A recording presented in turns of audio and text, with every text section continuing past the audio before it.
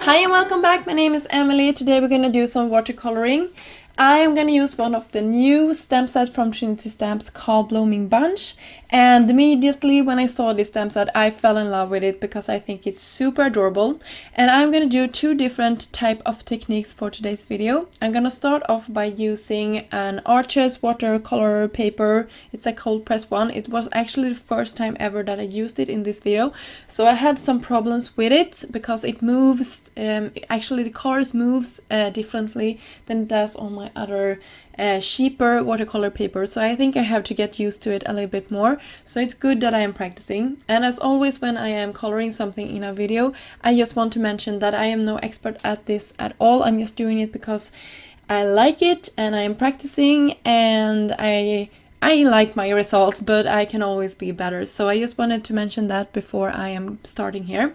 I'm using some Bailey Beige ink from Simon Says Stamp, and I think this ink is magical because you will see that the lines nearly disappears here. I just wanted to show you real quickly how I blended my colors here. And I'm using my watercolor palette from Altenew. I really like this one. Since I'm a beginner at watercolor, I started with this one. I have another one as well.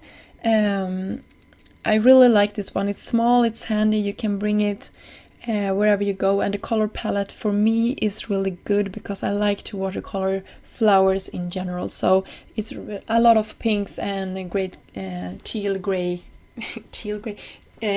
and green colors, I should say.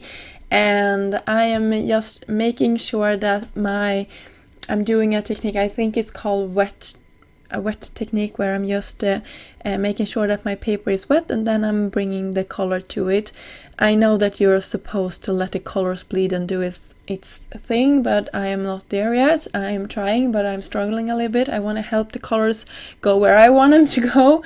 And so I am still learning and I'm practicing, but I really like to see the results, as I said previously.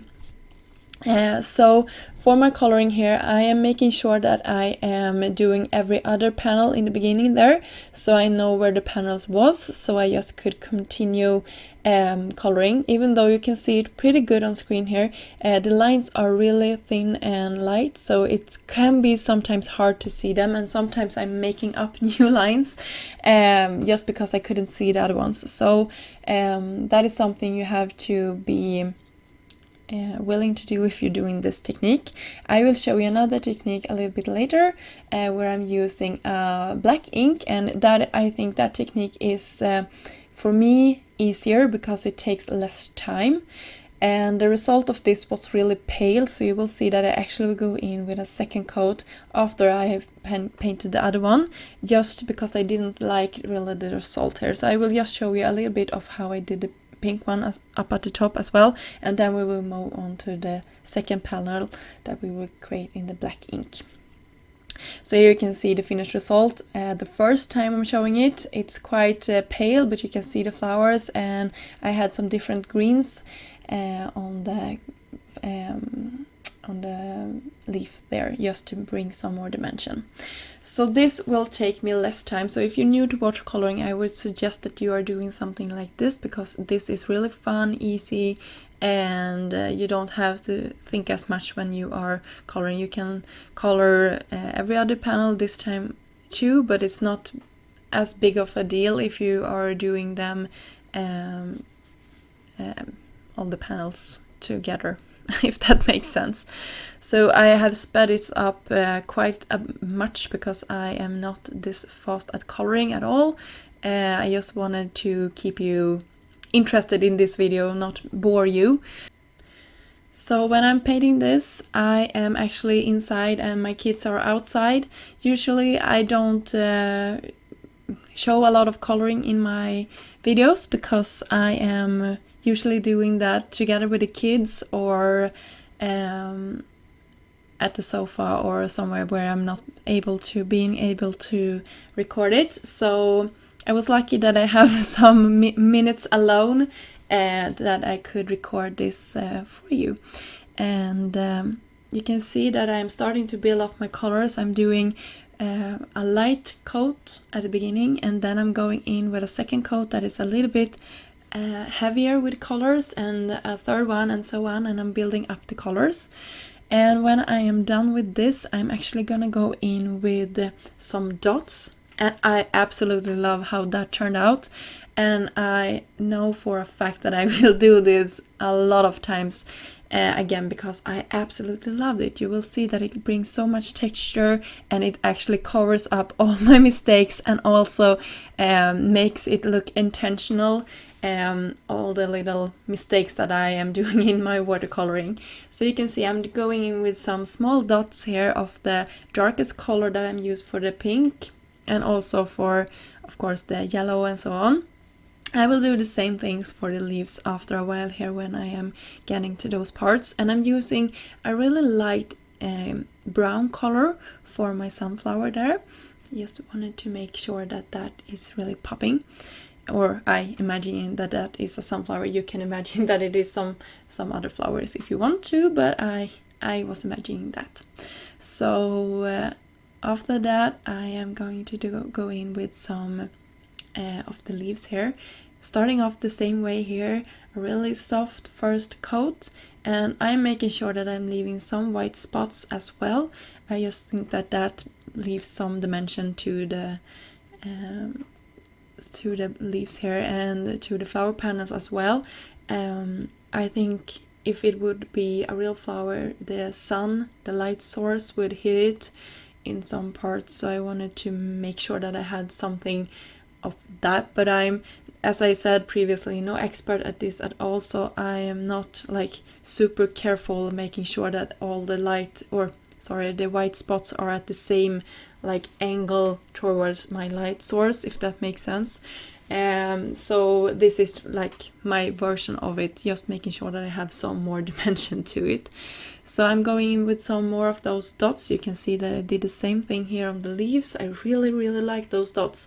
I know that I will try to do this with my Copics and other types of mediums later, because I think it brings a lot of dimension. I think critters and everything would look super cute with some small dots of dimension.